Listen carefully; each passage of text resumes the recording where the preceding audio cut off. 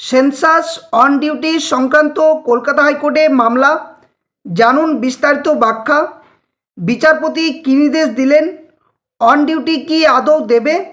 পরবর্তী শুনানি বা কবে হতে চলেছে? Hello friends, welcome to my YouTube channel the web education. So friends, এই মুহূর্তে আপনাদের জন্য একটা গুরুত্বপূর্ণ আপডেট শেয়ার করতে চলেছি। সেটা হচ্ছে, রাজ্যে আপনারা সকলে জানেন যে সেন্সাস যে কাজ সেটা কিন্তু অলরেডি শুরু হয়ে গেছে এবং সেখানে ট্রেনিং পিরিয়ড থেকে শুরু করে বিভিন্ন সময়ে যে অন ডিউটি সংক্রান্ত যে সমস্ত সেন্সাস যে কার্যে যুক্ত রয়েছেন, যারা যে সমস্ত শিক্ষক শিক্ষিকা থেকে শুরু করে আরও অন্যান্য অফিসারেরা, তাদের কিন্তু একটা চরম যে সমস্যার এই মুহূর্তে সম্মুখীন হয়েছেন সেটা হচ্ছে তাদের অন ডিউটি সংক্রান্ত ব্যাপারে। তো এ নিয়ে রাজ্য সরকার তরফ থেকে কোনো স্পষ্ট বার্তা না থাকায় বা বিভিন্ন হয়তো ডিপিএসসির তরফ থেকে বা বিভিন্ন জায়গা থেকে হয়তো অন ডিউটি প্রদান করা হচ্ছে, কোথাও কোথাও অন ডিউটি প্রদান করা হচ্ছে না এবং রাজ্য সরকার এই মুহূর্তে কোনো ক্লারিফিকেশন দেয়নি। তো তারই ভিত্তিতে যাতে করে সেন্সাসের কাজে যারা যুক্ত থাকবেন তাদের যেন অন ডিউটি প্রদান করা হয়, এক্ষেত্রে একটা যে রিট পিটিশন সেটা কিন্তু করা হয়েছে কলকাতা হাইকোর্টে, যেখানে গতকালকে মামলার শুনানি হয়। সেখানে বিচারপতি সিঙ্গেল বেঞ্চে কিছু গুরুত্বপূর্ণ রায়দান করেছেন, কি কি নির্দেশ দিয়েছেন সে সমস্ত তথ্যগুলো এই ভিডিওর মধ্যে দিয়ে শেয়ার করব এবং আদৌ অন ডিউটি প্রদান করা হবে কি না বা বিকল্প পদ্ধতি বা কী দেওয়া হচ্ছে, পরবর্তী শুনানি বা কবে, এই সমস্ত তথ্যগুলো এক এক করে সমস্তটা আলোচনা করব। তো কেউ স্কিপ না করে ভিডিওটা শেষ করে দেখুন এবং যারা চ্যানেল নতুন ভিউয়ার্স হয়েছেন অবশ্যই বলবো চ্যানেলটি সাবস্ক্রাইব করে বেল নোটিফিকেশন অন করবেন। এই ধরনের গুরুত্বপূর্ণ news update, notification, case update সংক্রান্ত তথ্য যথাসময়ে বিস্তারিতভাবে তথ্য পাওয়ার জন্য। তো চলুন এক এক করে আলোচনা করা যাক। তো প্রথমত আপনাদের দেখায় যে গতকাল অর্থাৎ 11 আগস্ট 2026 কলকাতা হাইকোর্টের যদি আমরা অ্যাপিলেটেড সাইডে দেখি তাহলে দেখতে পাবো যে কোড নাম্বার 15 11 আগস্ট 2026, যেখানে সিঙ্গেল বেঞ্চে অনারেবল জাস্টিস কৃষ্ণ রাও স্যারের ডিভিশন যে সিঙ্গেল বেঞ্চে এই মামলার শুনানি হয়। তো 10:30 থেকে মামলার যে বেঞ্চ সেটা কিন্তু বসে। আমরা যদি নিচের দিকে স্ক্রল করি তাহলে এখানে দেখতে পাবো এই যে আর্জেন্ট ম্যাটার রয়েছে, এই আর্জেন্ট ম্যাটারের মধ্যে যে কেস নাম্বার WPA 20480/2026, যেটা লিভ ফাইল হিসেবে করা হয়েছিল Ankan Sarkar and others versus Union of India and others বলে যে মামলাটা, অর্থাৎ 6 নম্বর সিরিয়ালে কিন্তু গতকালকে এই মামলার শুনানি হয়। এরপর আপনাদেরকে দেখাই যে এই হচ্ছে যে মামলার বিস্তারিত যে তথ্য, যে প্রথমত অ্যাপিলেটেড সাইডে যে রয়েছে সেখানে 7 তারিখে কিন্তু যে মামলাটি ফাইল করা হয়েছিল, রেজিস্ট্রেশনও কিন্তু গত 7 তারিখে 7 আগস্ট হয়ে যায়। সেখানে যে মামলা সেটা কিন্তু 11 তারিখে মামলাটি গতকালকে কিন্তু শুনানি হয়েছে এবং বলে রাখি পরবর্তী যে শুনানির ডেট সেটা কিন্তু আর্জেন্ট ম্যাটার হিসাবে 14 তারিখেই রাখা হয়েছে, অর্থাৎ আর 2 দিন পরে। তো চলুন এবার কি আলোচনা হয়েছে ডিটেলস একবার ব্যাখ্যা করা যাক।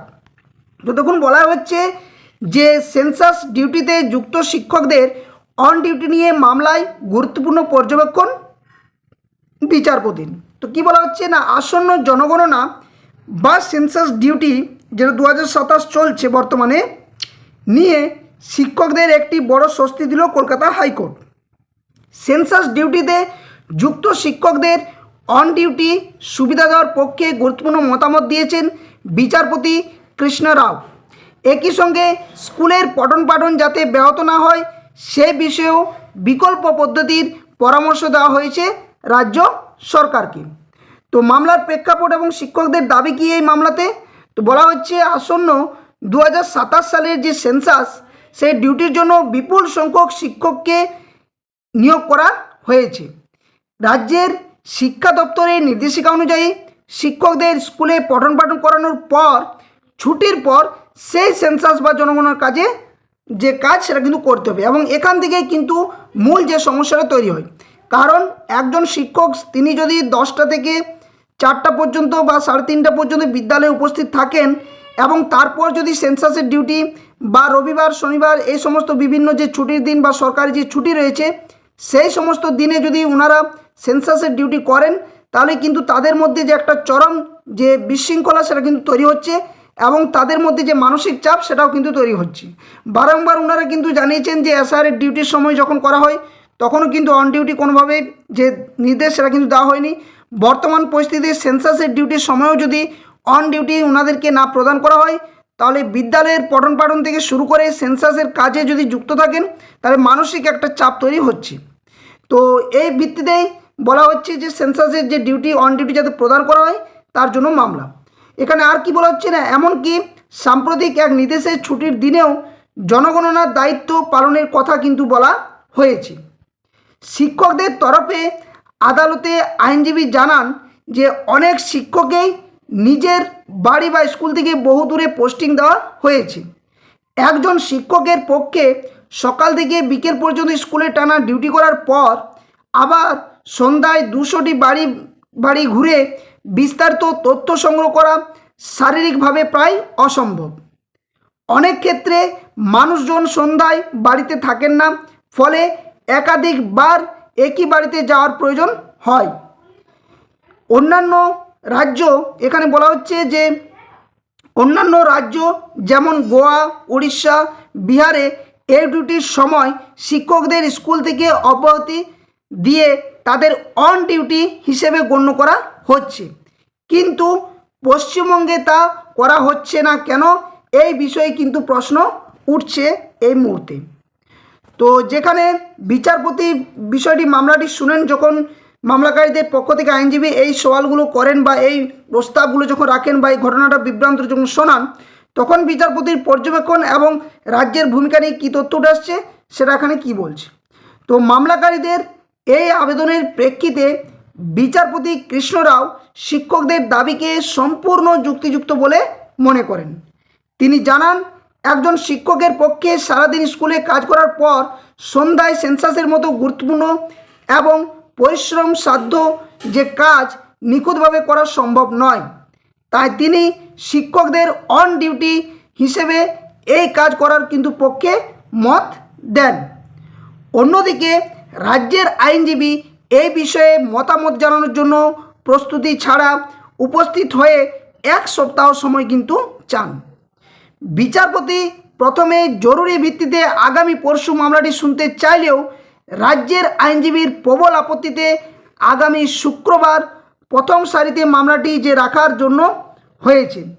তো প্রথমত কিন্তু রাজ্য সরকার তরফ থেকে যিনি আইনজীবী ছিলেন তিনি কিন্তু বিচারপতিকে প্রথমত জানান যে মামলাটি 17 তারিখে করার জন্য, কিন্তু প্রথমত এটা বিষয়ে কি নাকচ উঠে না, যেহেতু 15ই আগস্ট থেকে কিন্তু সেলফ যে এনুমারেশন যে কাজটি কমপ্লিট হচ্ছিল সেটা কিন্তু এরপর শুরু হবে এনুমারেশন যে কাজ, অর্থাৎ যেখানে 33টি প্রশ্ন নিয়ে যে জিজ্ঞাসাবাদ এই সমস্ত কাজগুলো কিন্তু চলবে।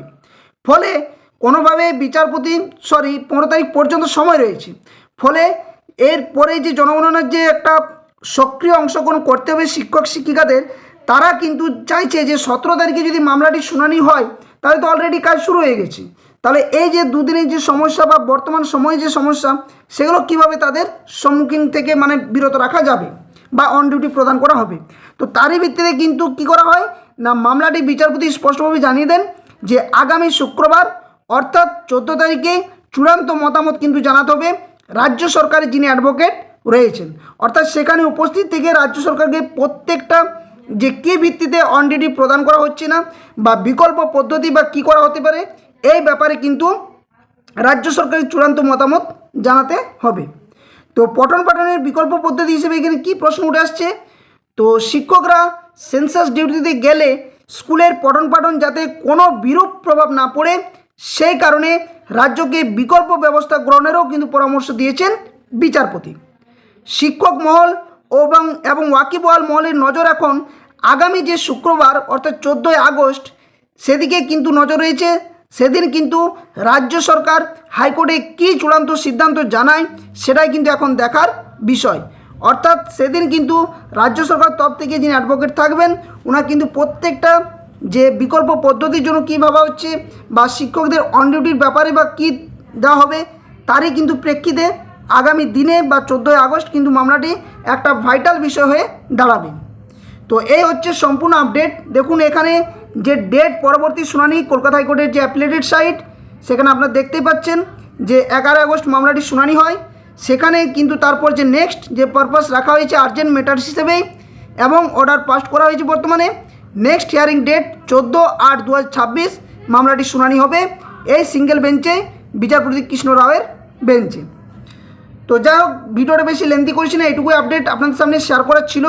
আশা করছি পরবর্তী যে শুনানি 14ই আগস্ট, সেখানে রাজ্য সরকারের বর্তমান স্ট্যান্ড কী থাকবে সেটাও জানা যাবে, অন ডিউটি প্রদান করা শিক্ষকদের হবে কি হবে না সেটাও জানা যাবে, এবং এক্ষেত্রে রাজ্য সরকার বিকল্প পদ্ধতি বা কী ভাবছে সেটাও কিন্তু জানা যাবে।